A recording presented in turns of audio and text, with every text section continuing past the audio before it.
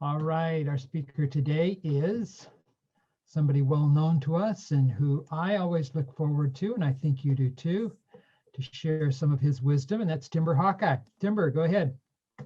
Thank you. Good morning. I was paying attention to some of the keywords that jumped out at me this morning as you were speaking and during the reading, and things like remembering who we are, harmony in the world, forgiveness for ourselves and for others, having a sense of purpose. And I think it's really important that we get together regularly and talk about what we need to do, what we need to remember. What I find is really helpful for me, more so than knowing intellectually what is best for me, what is healthy for me, what I need to remember, because I understand a lot of it intellectually, but I often have a difficult time applying it in actual practice on a day-to-day basis in the moment of um, upsetness or dis-ease, to remember all these holy truths that we tend to forget in the heat of the moment. And what Buddhism has done for me, it has served as, in the book, I call it Buddhism as a windshield wiper, meaning we are essentially born with a very clear vision of the world, with a very innocent and pure idea of who we are and how we are connected. But throughout life, dirt, so to speak, starts mucking up our windshield, and it dirties or somehow fogs up, almost like cataracts. It just makes it really difficult to see. It's foggy, it's not as clear. And remembering what it was like is one thing, because remembering is an idea, it's a memory of how it's supposed to look, so to speak. But I find that it doesn't, that remembering how good things used to be, so to speak, or how innocent things can look, doesn't actually change how they look, if that makes any sense. What we need to do is actually clean the windshield, so to speak, like just having a memory, a recollection of what it used to look like is great, but it doesn't solve the problem. And understanding intellectually what we need to do doesn't mean we actually do it. And what I want to share with you guys today is a practice, that an actual tool that I use, that's been taught to me as a way to stay on our chosen path. Now, many people think that the key to staying on the path, to sticking to our intention, our New Year resolutions, or whatever it is to avoid the distractions that pull us off the track, avoid the temptations. And to some degree we can do that. We can, if we want to eat healthy, we can just throw away any unhealthy food from the house. But that doesn't mean that we can do away with, to call the grocery store and say, hey, can you remove all the unhealthy food from the shelves, so when I go there it's just not there, so I'm not tempted to buy it. Like, we cannot control so many things that are outside of us that are very tempting, that pull us away from our chosen path. It is our responsibility to choose a path, for one, stay on it despite all the flashing exits off the road that say, take this exit, like, look, there's fancy things over here, come, luring us away from whatever it is, from God, from our diet, from kindness, from forgiveness for ourselves or for others. I remember being really hard on myself once I learned about compassion, um, and the concept of, for lack of a better word, the golden rule has really worked to my disadvantage. Um, and what I mean by that is I thought treat others the way you want to be treated was like the golden rule of absolutely, I'll treat everyone the way I want to be treated. The problem is I like being treated very directly. I don't like sugarcoating. I don't like a gentle approach. I don't like the sweet, delicate caress. Just give it to me. Just very boot camp style, in your face. And so I treated other people that way, and that didn't work very well because the platinum rule is to treat other people the way they want to be treated, and I didn't understand that for many years. And so when I first learned about that, I called an old high school friend of mine who was raised in very much a small bubble, and with very overprotective parents, and very shy and very quiet and very socially awkward. And I would take him out of that comfort zone, and we would go running and like skinny dipping in the ocean, and just like crazy nights out and wild camping, and and I knew he was extremely uncomfortable. And so I called him, 20 years later, and I said, dude, I'm really sorry that I was not more sensitive to your upbringing and your how delicate you are. And I wasn't treating you the way you wanted to be treated. I was pushing you, and I pushed you so, and I was so unbelievably apologetic. And I was so sorry for how callous I was and misbehaved and all. And it blew me away that he's like, are you kidding me? Those are the best. I wish you had pushed me harder.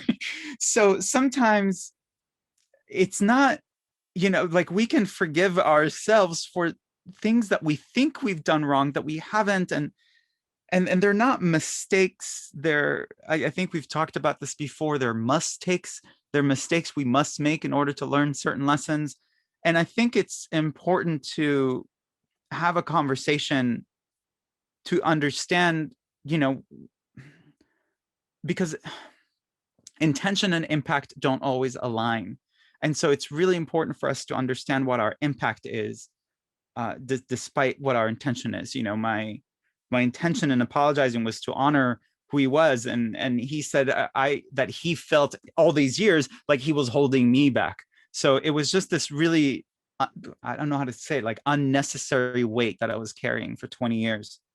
And so when we make a commitment to repair ourselves, our relationships, going off of the reading today about tikkun olam, the repair of the world in Hebrew,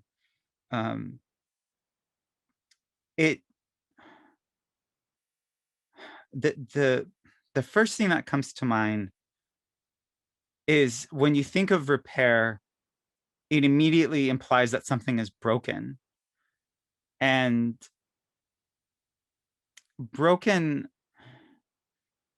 I really don't know how to say this. Broken is sometimes the path for how would we know how to repair if things weren't broken, if that makes sense. So broken, it doesn't mean wrong, is what I guess I'm trying to say. That broken doesn't mean it's not the way it's supposed to be. The first image that comes to mind is a jigsaw puzzle. We get it in pieces. That's the way we're supposed to get it. Otherwise, how would we learn to put it together? The putting it together is the purpose. It's not that broken is wrong. It's that broken is how it needs to be in order for us to learn the tools. So anyway, if none of that makes sense, I apologize. I want to just jump right into the tool I want to give you. And the way it was taught to me, as we go on the path, I'm going to literally share this with you the way my teacher shared it with me. When people think of the word mantra, it's a Hindu and Buddhist term, and they often think of a chant in some foreign exotic language that you sit on your meditation cushion and you light some incense and you just sit there and repeat it back and forth, oh mane padme hum, oh mane padme, or whatever. And that's wonderful and that's great, and great for the people who choose to use mantra in that sense. That is not at all how my teacher taught me what a mantra is. So this is a visualization exercise, and I invite you to imagine this, if you would. In India, they have shuks. They're like the closest thing you and I could probably relate it to is an outdoor farmer's market. So imagine India, red dirt, blue skies, right? So you're outside, warm, beautiful day, white clouds, blue sky, red dirt, and a market, vendors, booths, tables on both sides, just on, and just lots of people. And now imagine these booths and tables, and they're selling beautiful, colorful saris, blowing in the wind, and fragrant spices and fruits and vegetables. Okay, so you're in this outdoor market, right? Well, in the market, they liked having this, of course, being India, they liked having parades that go through the market. And in the parades, again, this being India, they have elephants, and the elephants are covered in this beautiful fabric and bells. And it's just this very celebratory parade that goes up and down the market. Problem was, as the elephants walked through the market, every time they saw a vendor selling bananas or fruit or whatever, their trunks would reach for the bananas and shove it in their mouth, and they would reach for the fruit, and they would be breaking things, and they'd be knocking things over and eating inventory and just creating complete and total mess. I want you to visualize this elephant going through and with his trunk just knocking things over, hitting people, breaking things, just complete chaos. And what is supposed to be a celebratory, wonderful, joyous occasion ends up being just a mess. So they tried to figure out, okay, how can we have the market and the parade and the elephants, but none of the chaos, none of the mess? And they realized that if you take a stick of bamboo and you give it to the elephant to bite down on, to chew on, the elephant will walk through that entire market, and it's not going to reach for anything to put in his mouth because he can't. He already has something in his mouth. Does that make sense? Does that visual, like he can't just reach it and shove it in because there's already something in there. And so if you're the man walking next to the elephant down the parade, and all of a sudden you see that the elephant's reaching for something, what does that tell you? The elephant must have dropped his bamboo stick. So all you got to do is pick up the stick, give it back to him, and keep going. That is how my teacher taught me what a mantra is. A mantra is a bamboo stick. It is a phrase, a saying, a concept, a prayer, a word, something that you keep in your mouth all day long. It's not something you just do during 30 minutes on your meditation cushion. It's something you essentially keep in your back pocket, ready to pull out at any time. And I can't give you a mantra. I can't give you a bamboo stick and say, here, take this. I think here's an example. So if I was having this conversation with a teenage high school girl who has self-image issues and has a really hard time accepting herself, that she is fine the way she is, but she's comparing herself to models in magazines and to other girls' social media posts with filters. And, every time she walks by anything with a reflection, a mirror, a store window, a spoon, she just judges herself, And so she intellectually understands, I am beautiful. I am an ever evolving, beautiful, perfect child of God, made exactly as I need to be, with everything I need in order to be a successful servant to God in the world. And I have everything I need. And how dare I ask for anything more? I am flawless as I am. She intellectually understands that. She knows that. And yet, as she walks past those store mirrors, as she looks through that magazine, her mind starts grabbing, oh my God, I'm too fat and I'm not skinny enough and my skin's not clear enough and I don't have an hourglass figure and my boobs are too big or my boobs are too small or whatever her issue is, every one of those thoughts is an indicator that she has dropped her bamboo stick. Does that make sense? That she has forgotten her ultimate truth, that she is beautiful, she is perfect as she is. And so every one of those thoughts, all it does is it tells you, hey, I need to pick up my bamboo stick. And so as we go through life, as we go through the day, while we are all together on Sunday, it's, dare I say, easy for us to talk about how wonderful the day is, how fortunate we are, how blessed we are. And we tend to kind of put our complaining on a pause for an hour every Sunday. But as soon as we hang up, we just go right back to the elephant that goes through the market and knocks things over. And so what my teacher has essentially urged me to ask myself is, what kind of elephant do you want to be? Because do you want to gracefully walk through this market? And what I mean by that is, if we decide I want to walk through, and for me, that means no aversion and no grasping, meaning as I walk through the market, there's going to be a guy selling fish and it smells really bad and it's horrible and I don't like it.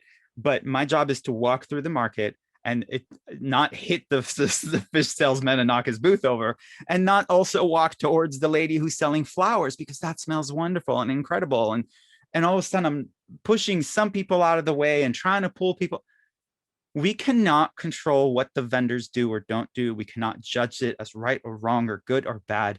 Our job is, as an elephant, to just walk through the market, keep our bamboo stick handy, and allow everything to coexist in that market.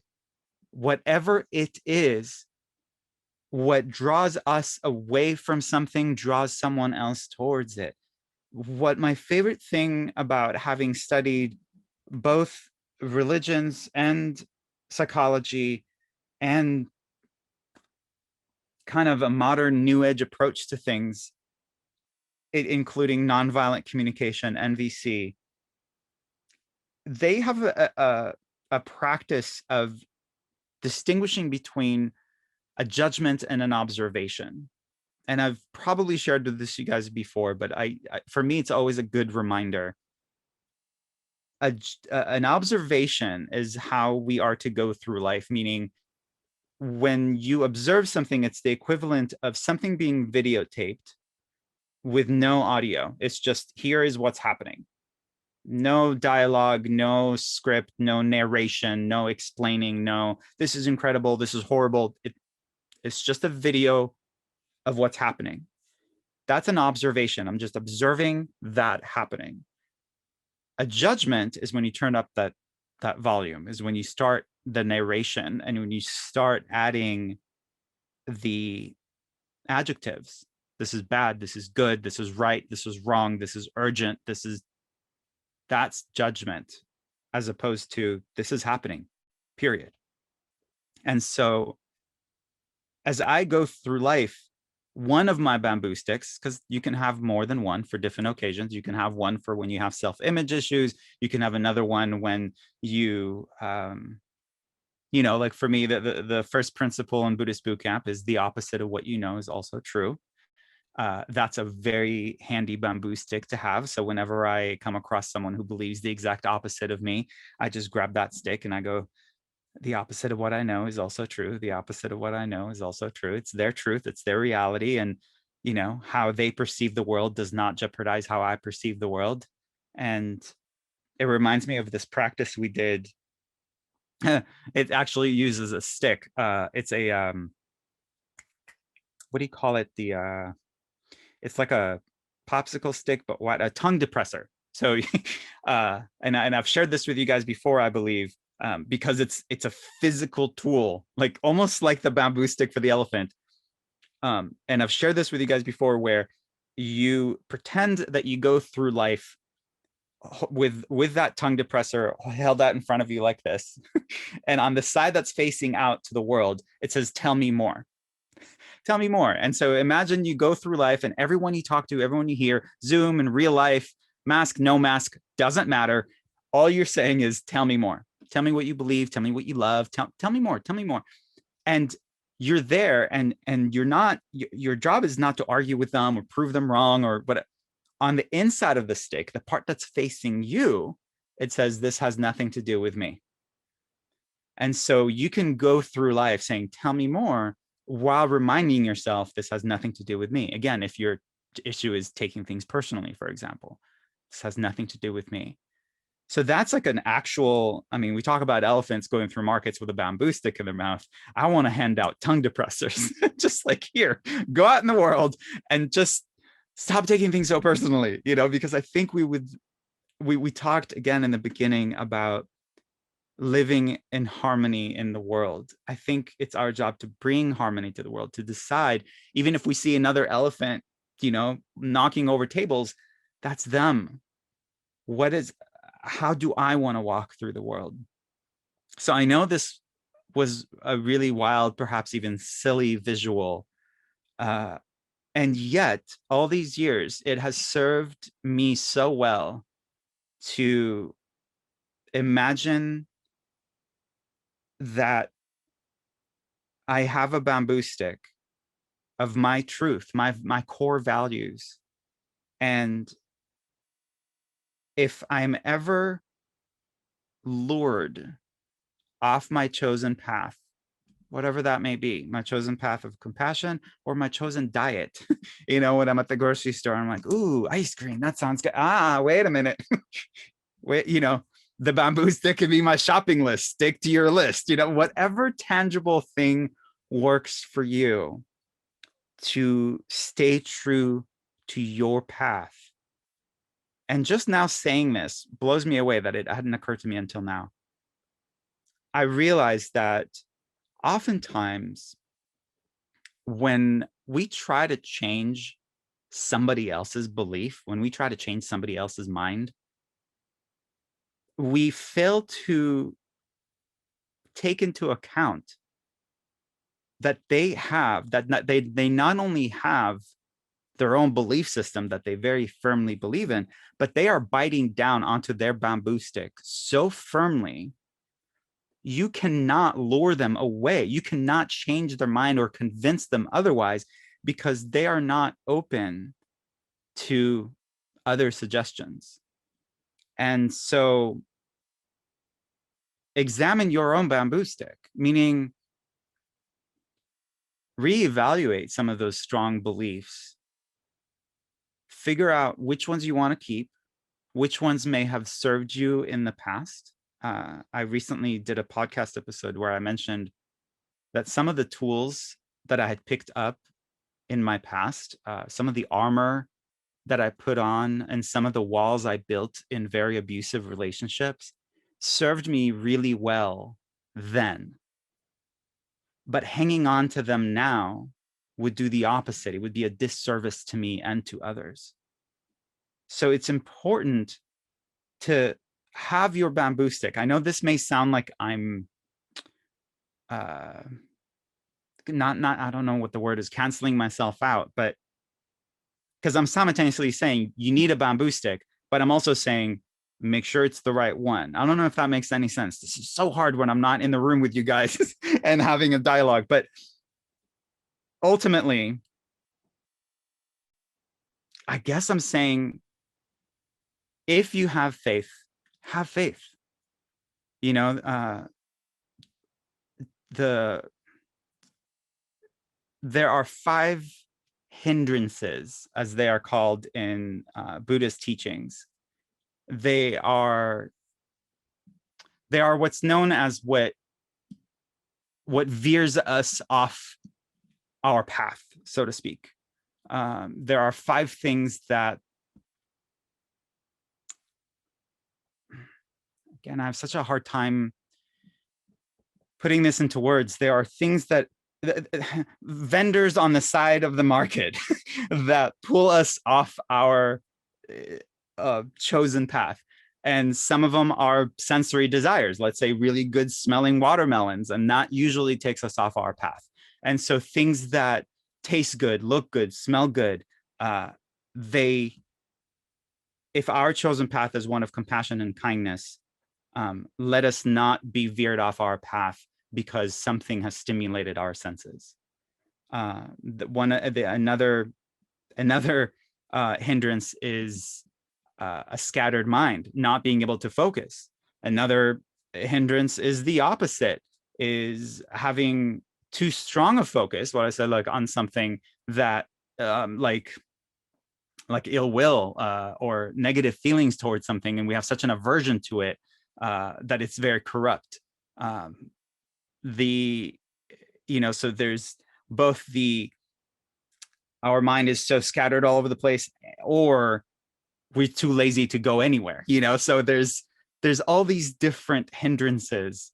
And then of course there's doubt. There is doubt that our path, that our dedication, that our faith is working to our benefit. Doubt that meditating every morning actually is going to help me.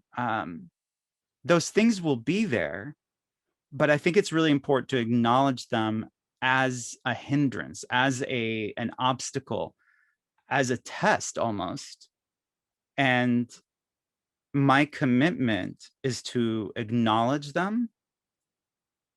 And that's why I always go back to that prayer of St. Francis, because it's not about denying that those things are there. He says, face them head on. And where there's hatred, let me sow love. Where there's injury, pardon. Where there's doubt, faith. Where there's despair, hope. Where there's darkness, light. And where there's sadness, joy. It's my job to stay focused. I can't control the vendors in the market, but I can choose what kind of elephant I want to be. So without confusing you any further, if you walk away with anything from this, I really apologize if this made no sense. Choose a bamboo stick, figure out what it is. And if you drop it, don't beat yourself up for dropping it. Just pick it up again and walk through that market, walk through life gracefully. Thank you.